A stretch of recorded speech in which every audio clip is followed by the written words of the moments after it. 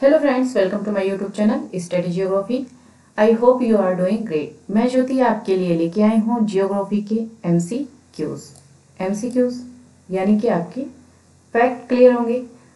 Fact clear करने के लिए या फिर याद रखने के लिए रट्टा मारना पड़ता है, लेकिन नहीं, इस वीडियो में आपको रट्टा नहीं मारना है, बल्कि एमसीक्यूज के साथ में आपको व्याख्यान भी दिया जा रहा है। यानी कि अगर कोई क्वेश्चन है तो उसका आंसर ये है तो क्यों है, ये आपको समझना है, ना कि रट्टा मारना है। जब आप कोई एमसीक्यूज लगाते हैं, यानी कि जैसे अगर आप 1 घंटे में कोई थ्योरी पढ़ रहे हैं तो वो टॉपिक आपका क्लियर होता है।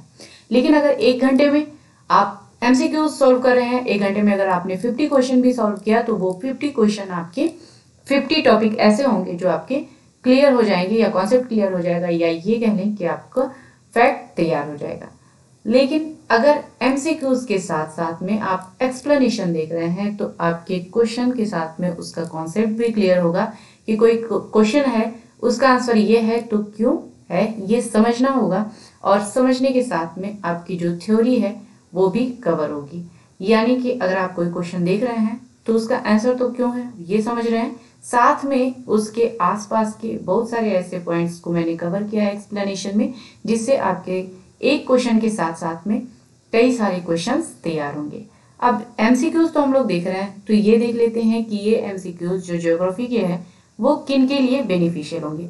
ज्योग्राफी के एमसीक्यूज सिर्फ उनके लिए नहीं है जिनका सब्जेक्ट जियोग्राफी है हायर एजुकेशन में, ये बल्कि उनके लिए भी है जो किसी भी एग्जाम की तैयारी करते हैं। 99% एग्जाम में ज्योग्राफी के क्वेश्चंस आते हैं।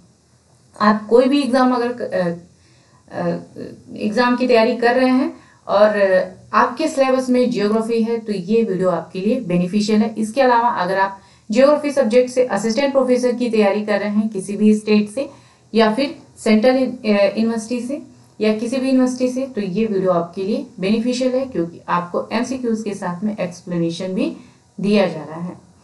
इसके अलावा नेट, जेआरएफ, सेट और स्लेट की अगर तैयारी कर रहे हैं, या टीजीटी पीजीटी की तैयारी कर रहे हैं, या पीएचडी एंट्रेंस एग्जाम की तैयारी कर रहे हैं जियोग्राफी सब्जेक्ट से, तो ये वीडियो आपके लिए बेनिफिशियल है। पीएचडी, इस चैनल पे आपको पीएचडी एडमिशन के नोटिफिकेशन और असिस्टेंट प्रोफेसर की वैकेंसी के नोटिफिकेशन, ये अब तक आपको वीडियो के माध्यम से सारे नोटिफिकेशन को यहाँ पे कवर किया गया है। लेकिन यहाँ पे आपको ज्योग्राफी के क्वेश्चंस तो मिल जाएंगे, इसके साथ में जो रिसर्च होता है, जो कि आपके नेट में भी, नेट के फर्स्ट पेपर में और पीएचडी के फर्स्ट पेपर में आता है, इसके भी वीडियो जल्दी ही आपको मिलेंगे। तो ये जो क्वेश्चंस हैं, एमसीक्यूज हैं ज्योग्राफी के, ये हिंदी और इंग्लिश दोनों ही लैंग्वेज में अवेलेबल हैं। तो चलिए सबसे पहले देखते हैं हमारा पहला क्वेश्चन। हमारा पहला क्वेश्चन है, कोटापैक्सी कहाँ स्थित है? Where is Cotopaxi situated? Option 4 दिए गए हैं। इसका जो राइट आंसर है वो है आपका इक्वाडोर। इक्वाडोर आपके दक्षिणी अमेरिका में लोकेटेड है। तो इसका एक्सप्लेनेशन देख लेते हैं हम लोग। ये है आपका कोटापैक्सी ज्वालामुखी, जो कि इक्वाडोर में लोकेटेड है, और ये एक सक्रिय ज्वालामुखी है। ज्वालामुखी 3 तरह के होते हैं, सक्रिय ज्वालामुखी, निष्क्रिय ज्वालामुखी और सुप्त ज्वालामुखी। सुप्त यानी कि सोई हुई अवस्था में कभी भी वो जाग सकती है। सक्रिय यानी कि वहां पे बार बार लगातार कुछ अंतरालों पे ज्वालामुखी फूट रहे हैं। सुप्त यानी कि काफी लंबे समय बाद में वहां पे ज्वालामुखी फूटती है, निरंतरता नहीं है उसमें। और निष्क्रिय ज्वालामुखी यानी कि कभी पास्ट में वहां पे विस्फोट हुआ है, लेकिन अभी लंबे समय तक करंट में विस्फोट नहीं हो रहा है, वो निष्क्रिय ज्वालामुखी होते हैं। जो आपका कोटापैक्सी ज्वालामुखी है वो सक्रिय ज्वालामुखी है। अभी वर्तमान में सक्रिय ज्वालामुखी की संख्या की बात करें तो लगभग 500 ऐसे ज्वालामुखी हैं जो सक्रिय हैं पूरे विश्व में। ठीक है, कोटापैक्सी की जो ऊंचाई है वो आपका है 5897 मीटर। अब इसके लोकेशन की बात करें तो ये है आपका इक्वाडोर, जो कि दक्षिणी अमेरिका में लोकेटेड है। नीचे पेरू मिल जाएगा आपको, पेरू देश मिल जाएगा, ऊपर कोलंबिया मिल जाएगा, बीच में आपका इक्वाडोर है। इक्वाडोर में एक रेंज है, पर्वत श्रेणी है चिम्बरांजो, जहां पे ये कोटापैक्सी सक्रिय ज्वालामुखी स्थित है। नेक्स्ट क्वेश्चन देख लेते हैं। नेक्स्ट क्वेश्चन हमारा है, किस महाद्वीप में एटलस पर्वत स्थित है? अब यहाँ पे अफ्रीका दिया गया है। क्वेश्चन है आपका इंग्लिश में, in which continent is the Atlas mountain situated. किस कॉन्टिनेंट में आपका जो एटलस पर्वत है वो स्थित है। तो यहाँ पे जो आपका राइट आंसर है वो है अफ्रीका। इसका एक्सप्लेनेशन अगर आप देखें तो मैंने मैप भी लगा दिया है ताकि आपको देखने में आसानी हो। ये है आपका अफ्रीका। जो एटलस पर्वत है वो यहाँ से लेके यहाँ तक आपका लोकेटेड है, ठीक है। यानी कि आपका अगर द्वीपों की बात करें तो द्वीप यहाँ पे दिया गया है, मोरक्को, अल्जीरिया और ट्यूनीशिया। ये है आपका ट्यूनीशिया, ये अल्जीरिया, ये है मोरक्को। यहाँ से लेके यहाँ तक ये जो एटलस पर्वत है ये लोकेटेड है। अगर इस जगह की बात करें तो ये आपका जूम करके मैप यहाँ पे लगाया गया है, जो कि आपका फिजिकल मैप है। यहाँ पे आप देख रहे होंगे एटलस रेंज आपको दिख जाएगा, हाईएस्ट एटलस, मिडिल एटलस, ठीक है। और ये है आपका एंटी एटलस। ये 3 देशों में विस्तृत है। यहाँ पे कुछ फैक्ट दिए गए हैं, जैसे ये नवीनतम वलित पर्वत है और ये अल्पाइन युग की है। अफ्रीका और यूरेशिया प्लेट के अभिसरण यानी एक दूसरे के समीप आने से इस पर्वत का निर्माण हुआ है। यह अफ्रीका महाद्वीप की मुख्य पर्वत श्रृंखला है। एटलस अफ्रीका महाद्वीप के उत्तरी पश्चिमी भाग में स्थित है। देश मोरक्को, अल्जीरिया और ट्यूनीशिया में ये फैली हुई है और ये तीनों ही देश बर्बर जनजातियां यहाँ पे निवास करती हैं, ठीक है। इस श्रृंखला की जो लंबाई है वो आपका 2500 किलोमीटर है और इसकी सर्वोच्च चोटी जो है वो है माउंट टोसूकर है और इसकी ऊंचाई है 4165 मीटर। होपफुली सारे फैक्ट आपको याद हो जाएंगे, या फिर आप वीडियो को पॉज करके इसे कहीं लिख सकते हैं, या फिर वीडियो को 2 से 3 बार अगर आप देख ले रहे हैं तो आपको ये सारे फैक्ट याद हो जाएंगे। नेक्स्ट क्वेश्चन है आपका ओजोन छिद्र। ओजोन छिद्र है, ये काफी करेंट का इशू है। ओजोन छिद्र का निर्माण सर्वाधिक कहाँ पे हुआ है? ये आई थिंक सभी को ये आंसर पता होगा कि सर्वाधिक अंटार्कटिका के ऊपर ओजोन छिद्र जो है वो दिखता है।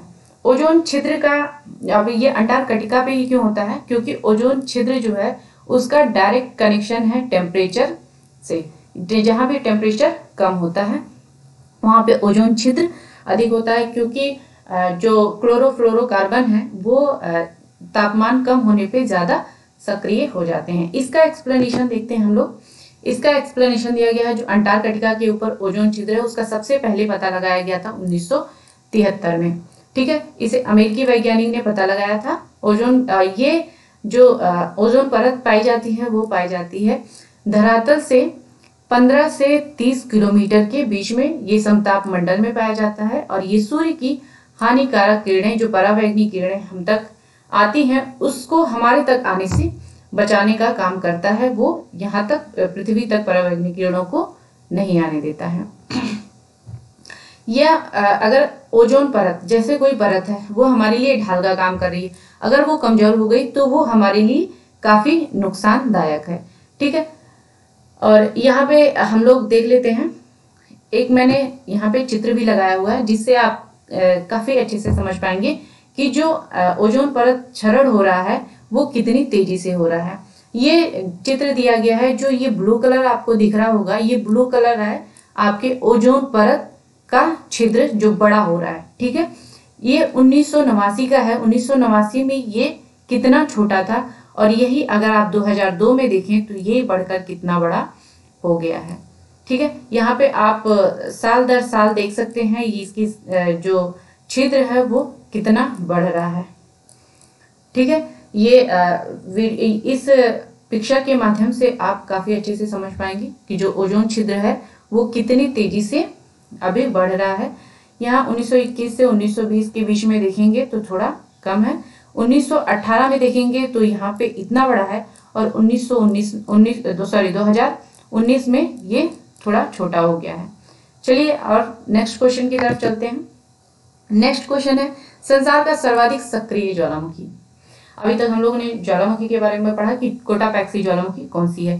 3 तरह के ज्वालामुखी थे, जो कि सक्रिय, निष्क्रिय और सुसुप्त। जो सुसुप्त थे वो तो सोई हुई अवस्था में है, कभी भी जाग सकते हैं, लेकिन सक्रिय जो कि हमेशा जागृत अवस्था में रहते हैं, यानी कुछ कुछ अंतराल पे वहां पे ज्वालामुखी फूटता रहता है।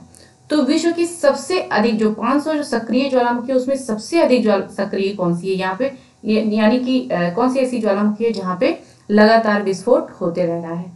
विच is the most active volcano in the world? इसका जो राइट आंसर है वो है किलाई। किलाई कहाँ पे स्थित है, चलिए देखते हैं हम लोग। किलायु जो ज्वालामुखी है ये हवाई द्वीप पर स्थित है और ये विश्व का सबसे सक्रिय ज्वालामुखी है। वर्तमान समय में जो सक्रिय ज्वालामुखी है उसकी संख्या है 500। एक दूसरी ज्वालामुखी है स्ट्रोम्बोली, जो कि ये भी सक्रिय ज्वालामुखी है, काफी सक्रिय है। ये भूमध्य सागर में सिसिली द्वीप के उत्तर में लिपारी द्वीप पर स्थित है। इसे भूमध्य सागर का प्रकाश स्तंभ भी कहा जाता है। स्ट्रोम्बोली को मैंने इसलिए ऐड किया क्योंकि इससे रिलेटेड क्वेश्चन पूछते हैं, जैसे भूमध्य सागर का स्तंभ किसे कहते हैं या स्ट्रोम्बोली को का उपनाम क्या है, इस तरह से क्वेश्चंस आते हैं। प्रशांत महासागर में एक अग्निवलय पाया जाता है, जो कि आप प्रशांत महासागर ये है, यहाँ पे आपका उत्तरी अमेरिका, दक्षिणी अमेरिका और ये एशिया और ऑस्ट्रेलिया के बीच में स्थित है। यहाँ के किनारे किनारे, इस महासागर के किनारे किनारे ज्वालामुखी विस्फोट होते रहते हैं, जिसके वजह से एक वलय या एक गोलाकार में इसकी आकृति बनती है और यहाँ पे विस्फोट होने की वजह से एक ऐसा लगता है कि अग्नि की एक रिंग टाइप की या गोले आकार की अग्नि जल रही है, जिसे अग्नि वलय कहते हैं।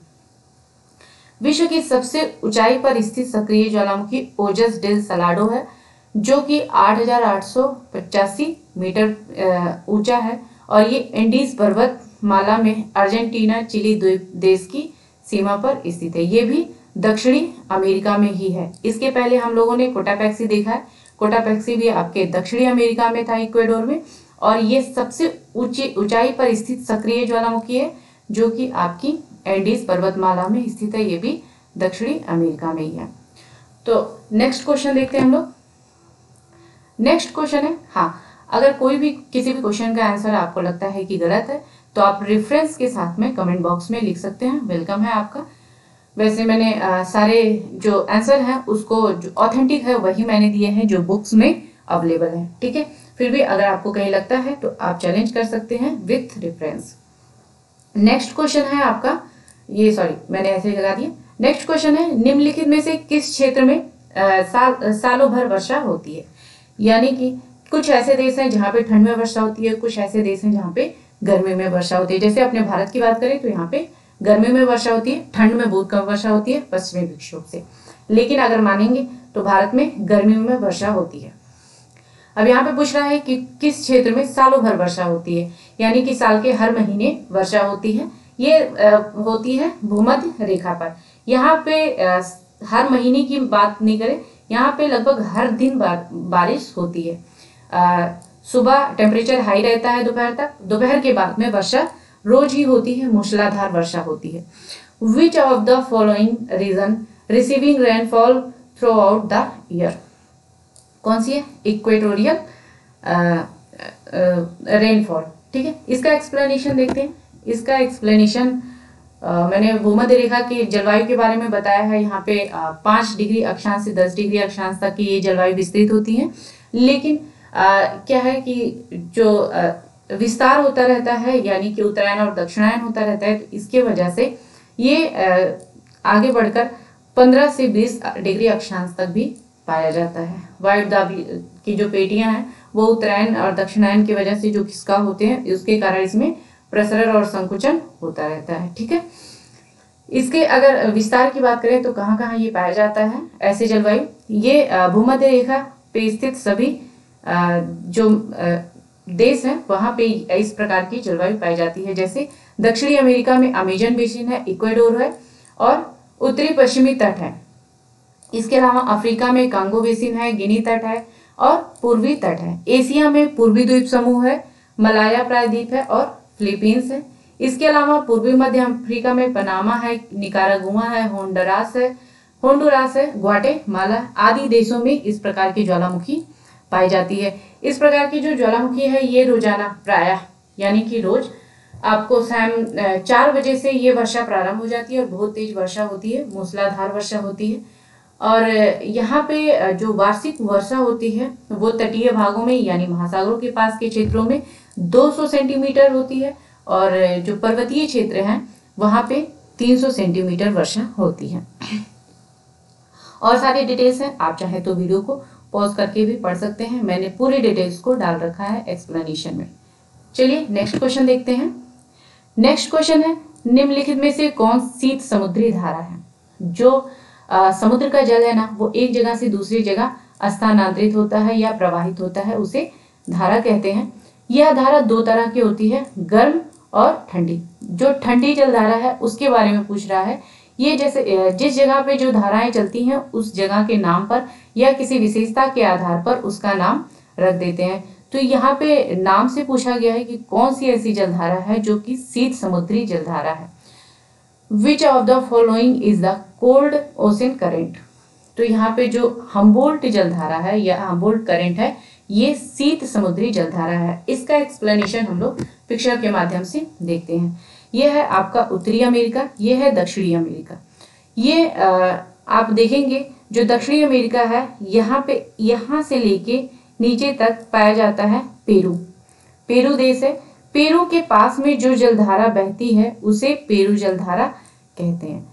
अब इस पेरू जलधारा का खोज सबसे पहले अलेक्जेंडर वॉन हम्बोल्ट, जो कि जर्मन भूगोलवेत्ता थे, इन्होंने की थी। तो इस जलधारा का नाम हम्बोल्ट जलधारा रख दिया गया। इसे पेरू जलधारा या हम्बोल्ट जलधारा कहते हैं। ये ठंडी जलधारा होती है। लोकेशन तो आपने देख लिया, अब इसके बारे में फैक्ट थोड़ा देख लेते हैं। पेरू जलधारा प्रशांत महासागर में बहने वाली एक ठंडी जलधारा है जो दक्षिणी अमेरिका के पश्चिमी तट के सहारे प्रवाहित होती है। इसे हम्बोल्ट धारा भी कहते हैं। इसका जो फैक्ट है वो ये है कि इसका तापमान और लवणता दोनों ही कम पाई जाती है। ठीक है, नेक्स्ट क्वेश्चन देखते हैं। नेक्स्ट क्वेश्चन दिया गया है, सागरीय जल में सर्वाधिक जो लवणता पाई जाती है उसकी सर्वाधिक मात्रा कौन से रसायन की होती है या कौन से लवण की होती है? अब फैक्ट में मैंने सारे के परसेंटेज दे रखे हैं। यहाँ पे पूछा गया which is the salt found in maximum quantity in the sea water? सर्वाधिक पाई जाती है सोडियम क्लोराइड। इसका एक्सप्लेनेशन आप देख लीजिए। एक्सप्लेनेशन में मैंने परसेंटेज सारे के दे रखे हैं। सोडियम क्लोराइड सर्वाधिक पाई जाती है जो कि 77.8% है। इसके बाद में मैग्नीशियम क्लोराइड है जो कि 10.9% है। मैग्नीशियम सल्फेट है 7% और भी चीजें दी गई हैं। फैक्ट इसमें है महासागरीय जल जो है उसकी जो औसत लवणता होती है वो 35 होती है, जो कि आपके क्वेश्चन में पूछा जाता है। मोस्टली सारे ही एग्जाम में ऐसे क्वेश्चंस आते हैं। सागरीय जल में पाए जाने वाले सर्वाधिक लवणता की मात्रा भी मैंने यहाँ पे दे दिया है। अब कुछ ऐसे क्वेश्चन आते हैं जैसे सर्वाधिक लवणता किस क्षेत्र की या किस झील की है। तो यहाँ पे मैंने एक दो झील ऐसे कर दी हैं, जैसे कि टर्की का वॉन लेक है, वॉन झील है, जिसका कि सर्वाधिक लवणता पाई जाती है 330। जो लवणता है वो दिखाया जाता है प्रति 1000 लीटर जल में। ठीक है, प्रति 1000 लीटर जल में जो ये लवणता है ये इतने लीटर पाई जाती है। मृत सागर में आपका 238 है, और खारी झील जो कि अमेरिका का है वृहद झील, वो 220 प्रति 1000 लवणता है। ठीक है, यहाँ पे मैंने कुछ फैक्ट और भी दे रखा है कि जैसे लवणता किसे कहते हैं, समुद्र का खारापन ही होता है। और 1 किलोमीटर समुद्री जल में 4.8 करोड़ टन लवण पाई जाती है। 1 किलोमीटर समुद्री जल में 4.8 करोड़ टन लवण पाई जाती है। इस आधार पर यदि सारे जलमंडल के नमक को अगर जो समुद्र के जल में जो नमक है उसे निकाल के अगर धरातल पर हम बिछा दें तो धरातल पर 150 मीटर मोटी परत नमक की जम जाएगी, यानी इतनी लवणता है समुद्र के जल में। नेक्स्ट क्वेश्चन देखते हैं। नेक्स्ट क्वेश्चन है, विश्व में क्षेत्रफल की दृष्टि से सबसे बड़ा सागर? महासागर नहीं, सागर। जैसे कि हमारे पास 5 महासागर हैं, उसी तरह से जो आकार में छोटे होते हैं उन्हें सागर कहते हैं। तो कौन से ऐसा सागर है जो कि सबसे बड़ा है? The largest C in the terms of area in the world is, ये है आपका काला सागर। काला सागर या दक्षिणी काला चीन सागर या दक्षिणी चीन सागर। इसका एक्सप्लेनेशन आप देख सकते हैं। ये है चाइना। चाइना के नीचे ही आप देख रहे होंगे ये जो क्षेत्र है ये होता है साउथ चाइना। ये क्षेत्र है साउथ चाइना का।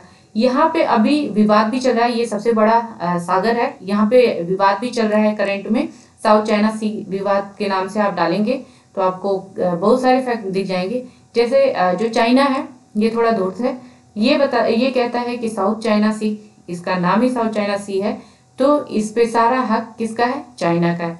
लेकिन वियतनाम, फिलीपींस, ताइवान, ये सारे जो देश हैं ये कह रहे हैं कि नहीं, इसका जो बाउंड्री है वो हमारे देश से टच करता है, तो इसलिए इस पर मेरा भी अधिकार है। इससे रिलेटेड विवाद अभी साउथ चाइना सी पे चल रहा है। अभी हमारे लिए क्या पढ़ना है कि सबसे बड़ा जो सागर है वो कौन सा है? तो साउथ चाइना सी है। दक्षिणी चीन सागर है। प्रशांत महासागर में सिंगापुर से लेकर ताइवान की खाड़ी तक लगभग 3.5 मिलियन वर्ग किलोमीटर क्षेत्र में इसका विस्तार है। आप यहाँ चित्र के माध्यम से देखेंगे तो जल्दी आपको और इजिली आपको याद हो जाएगा। नेक्स्ट क्वेश्चन है, संसार की सर्वाधिक वर्षा निम्न में से किस रूप में होती है? पर्वतीय वर्षा, सामान्य वर्षा या मानसूनी वर्षा? Most of the world's rainfall occurs in which of the following forms? तो इसमें जो सर्वाधिक वर्षा होती है वो होती है पर्वतीय वर्षा। इसका एक्सप्लेनेशन देख लेते हैं। आपके 3 दिया गया था, चक्रवातीय वर्षा, पर्वतीय वर्षा या संवहनीय वर्षा। जो चक्रवातीय वर्षा होती है वो ठंडी वायु और गर्म वायु जब आपस में मिलती हैं तो वाताग्र बनता है और वायु संघनित होकर वर्षा कराती है। संवहनीय वर्षा में जब धरातल अत्यधिक गर्म हो जाता है तो उसके टच में वायु आने से वायु भी गर्म हो जाती है और हल्की होकर ऊपर उठने लग जाती है।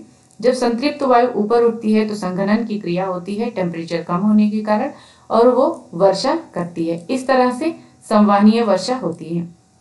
पर्वतीय वर्षा की बात करें, अगर संतृप्त वायु या आर्द्र वायु चलती है और उसके मार्ग में पर्वत कोई खड़ा हो या कोई पर्वत के रूप में अवरोध आ जाए तो ये हवा जो होती है ये टकरा के ऊपर उठने लगती है। ऊपर उठने के कारण वायु में संकुचन और प्रसरण के कारण इसके तापमान में ह्रास होता है या कमी आती है, जिसके कारण वायु संघनित होकर वर्षा कराती है। आप पर्वतीय वर्षा के बारे में डिटेल्स में पढ़ सकते हैं। इसमें जो फैक्ट था वो मैंने बता दिया है। अब एक चीज ये देख लीजिएगा आप, जैसे कि जो पर्वतीय वर्षा होती है वो वायु में शुष्क एडियाबेटिक दर से टेम्परेचर कम होता है। अब शुष्क एडियाबेटिक दर क्या है ये आप समझ लीजिए थोड़ा। एक होता है नॉर्मल सामान्य तापह्रास दर, एक होता है एरिड यानी कि शुष्क एडियाबेटिक दर, और एक होता है ड्राई यानी कि आर्द्र एडियाबेटिक दर। ये 3 दर होते हैं। अब इसमें जो पैमाना होता है वो है, जैसे आपका शुष्क एडियाबेटिक दर है ये 1000 फीट पर जो वायु है उसमें 5.5 डिग्री फ़ारेनहाइट तापमान कम होता है। ठीक है, यहाँ पे 2 है, एक आपका फीट में है और एक होगा आपका मीटर में। ठीक है, कोई जो एग्जाम है एग्जाम में दोनों में से कोई भी आ सकता है, इसलिए दोनों ही जो पॉइंट है उसे आपको याद रखना होगा। जो सामान्य तापह्रास दर होता है, ठीक है, वो 1000 फीट ऊंचाई पर जाने पर इसमें होता है तापमान में जो फीट में जो कमी आती है वो आती है आपकी 3.6 डिग्री फ़ारेनहाइट। ठीक है, 3.6 डिग्री फ़ारेनहाइट फीट में।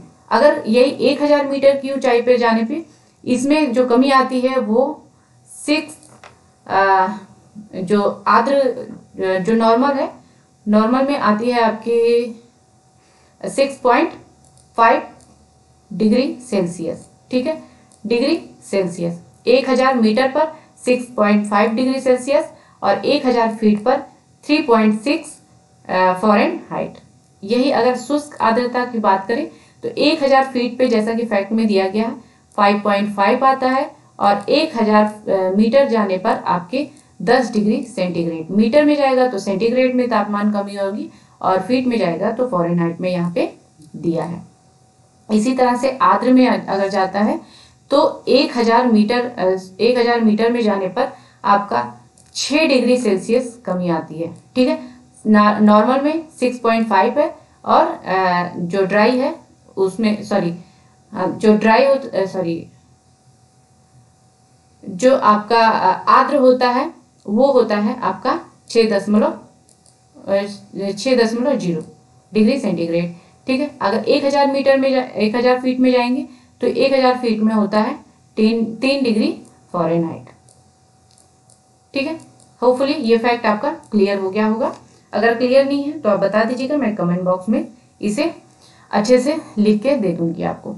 यहाँ पे सारी डिटेल्स दी गई है कि किस तरह से वायु ऊपर जाती है और उसके टेम्परेचर में शुष्क रुद्धोष्म दर से या फिर शुष्क एडियाबेटिक दर से टेम्परेचर कम होता है, और जिसके कारण की वायु हल्की होकर ऊपर उठती है और संघनित होकर वर्षा कराती है।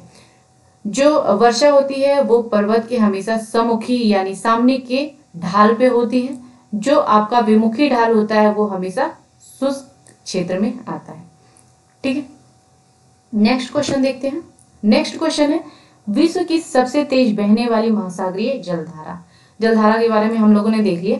कौन सी महासागरीय जलधारा है जो सबसे तेज गति से बहती है। The world fastest following ocean current is, कौन सी करंट सबसे तेज बहती है, तो वो है आपका गल्फ स्ट्रीम जलधारा। अगर आप खुद से क्वेश्चन करना चाहते हैं तो जब क्वेश्चन आए तो आप वीडियो को पॉज कर दें। वीडियो को पॉज करने के बाद में क्वेश्चन रीड करके उसे आप जो है टिक कर लें, उसके बाद में वीडियो को प्ले करें ताकि आपको पता चल जाए कि आपको इसका आंसर पता है या नहीं है। एक्सप्लेनेशन देखते हैं गल्फ स्ट्रीम के बारे में। यह है आपके अटलांटिक महासागर की जलधारा। यह है आपके उत्तरी अमेरिका, दक्षिणी अमेरिका, अफ्रीका और यूरोप। यहाँ पे आप अगर उत्तरी अटलांटिक जलधारा की बात करें तो यहाँ पे आप देखेंगे जो भूमध्य रेखीय जलधारा है वो जब ऊपर जाती है तो यहाँ पे आप देखेंगे गल्फ स्ट्रीम की जलधारा बनके ये आगे बढ़ती है। यहाँ पे सर्वाधिक तीव्र गति से ये जलधारा चलती है। गल्फ स्ट्रीम अंध महासागर की गहरी नीली गर्म समुद्री जलधारा है जो मैक्सिको की खाड़ी से 70 मील प्रतिदिन की गति से फ्लोरिडा जल संयोजक से होती हुई फ्लोरिडा जलडमरू मध्य से होती हुई उत्तर पूर्वी दिशा में संयुक्त राज्य अमेरिका के पूर्वी तट के समानांतर चलती है। यानी कि जो ये गल्फ स्ट्रीम की जलधारा है ये आगे बढ़ती है और फ्लोरिडा की जलधारा इसमें मिलती है, और ये आगे बढ़ते हुए अटलांटिक जो उत्तरी अटलांटिक अपवाह जलधारा है इसमें जाके ये मिल जाती है। इसकी गति जो है वो काफी तेज है। गल्फ स्ट्रीम के जो लोकेशन है वो आपने देख लिया है। नेक्स्ट क्वेश्चन की तरफ चलते हैं। नेक्स्ट क्वेश्चन है, वायुमंडल में नाइट्रोजन की जो प्रतिशत है वो कितने प्रतिशत है। वायुमंडल जो कि आपकी गैसों से ही बना है, इसमें पूछा गया है कि नाइट्रोजन का प्रतिशत कितना है। सर्वाधिक जो गैसों की मात्रा होती है वो नाइट्रोजन की होती है।